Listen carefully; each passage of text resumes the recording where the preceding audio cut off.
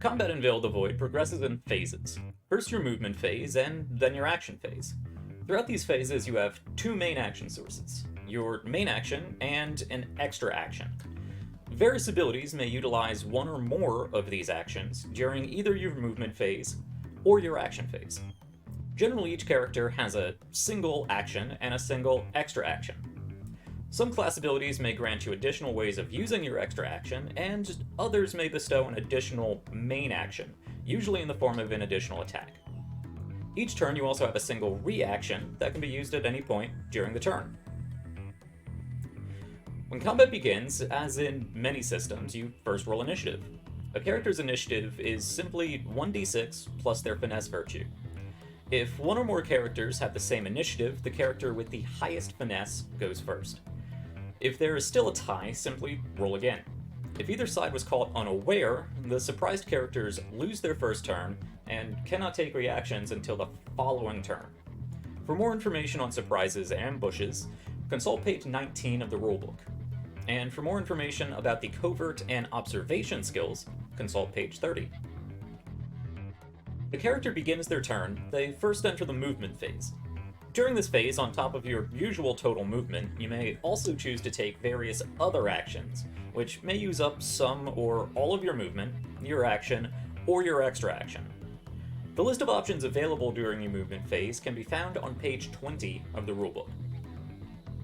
In summation, it is during this phase that you can choose to aim, reload, or unjam a weapon, channel a spell, or take various movement options such as sprinting or disengaging.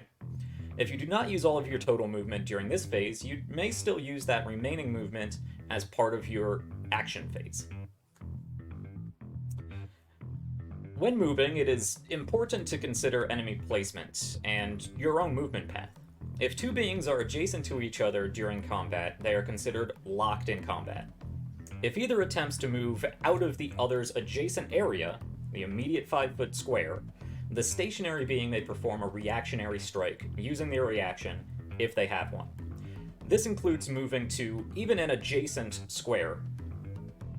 With the movement phase complete, you then enter the action phase. It is during this phase that you may take various actions via skills, usually in the form of attack actions. Attacks, like any action in Veil of the Void, is based off of a virtue and a skill. Attacks made with a single physical weapon use the Weapon Master skill, while dual-wielding attacks use the dual-wielding skill. Both are based off of either power or finesse virtue. Spell attacks use the Arcanting skill, based off of mentality, judgment, or in the case of necromancers, power. Regardless of the type of attack, either weapon or spell, you always add +2 bonus dice to your attack's dice pool. Note that dual-wielding attacks suffer a penalty if you don't have at least 2 points in the dual-wielding skill. As stated above, some features might grant an additional action per action phase, usually in the form of another attack. Regardless of the number of actions, you may only make up to 4 dual-wielding attacks, or 5 Weapon Master attacks. This, however, is unlikely to be common until higher levels. When contemplating adding pips to an attack roll, keep in mind that you may only add pips to up to 2 dual-wielding attacks or 3 Weapon Master attacks per turn. Once an attack is declared, rolled, and appropriately modified, compare the final result against the difficulty of the enemy's armor. If you meet or succeed the difficulty, you hit. If you rolled 5 or more successes on an attack, this is considered a critical hit. Add an additional 1d6 damage, and then consult the critical table and apply the appropriate effect. The defender then must apply the damage after factoring in armor and shield qualities, resistances and weaknesses, and apply any conditions. When under attack, either as a player character or an enemy controlled by the GM, there are a number of reactions you can take to help prevent or lessen the damage. If you have 3 or more skill points in the balance skill, you may attempt to avoid a melee attack using your reaction. Roll a contested balance check against the attacker's original attack roll, negating the damage on a success. To deflect a melee attack, as long as you are wielding a melee weapon, you may use your reaction to roll a contested power or finesse check, again against the attacker's original attack roll. Alternatively, if you have 1 skill point in defense, you may instead roll a contested defense check.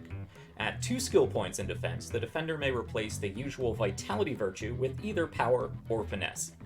If the defender succeeds, the attack is deflected. When attacked at range, the defender may attempt to dodge a ranged attack by using their reaction to perform a contested dodge check, again against the attacker's original attack roll. If the defender succeeds, they dodge out of the way. When dodging an area field attack, or AoE, the defender instead takes half damage.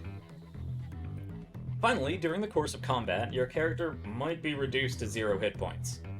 When this happens, regardless of the total amount of damage you took, you remain at 0 HP and enter what is called a Downstate. While down, you may perform only the sustain action. The sustain action allows you to roll 1d6. On a success, you gain 1 death hit and do not add to your negative HP. On a failure, you lose 1 HP, counting into the negatives.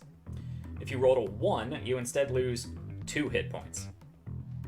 At minus 5 HP, your character is knocked unconscious and will be unable to make any further sustain checks.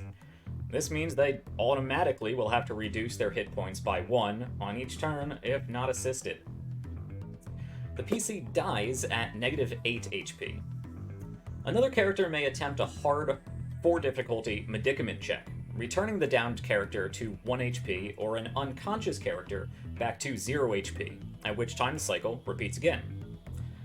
Otherwise, healing items as well as spells and abilities may also be used to aid a downed character. When applying a source of healing to a character with negative HP, the effect does not actually restore any hit points, but instead grants 2 death hits.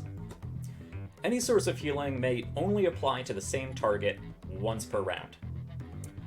Once a character accumulates 4 successful death hits, they return to positive HP and are free to rejoin the fight. And that's it. That's everything you need to know to hold your own in combat. So grab your character sheet and a fistful of d6s and set out to test your mettle against the fiercest foes in Veil of the Void.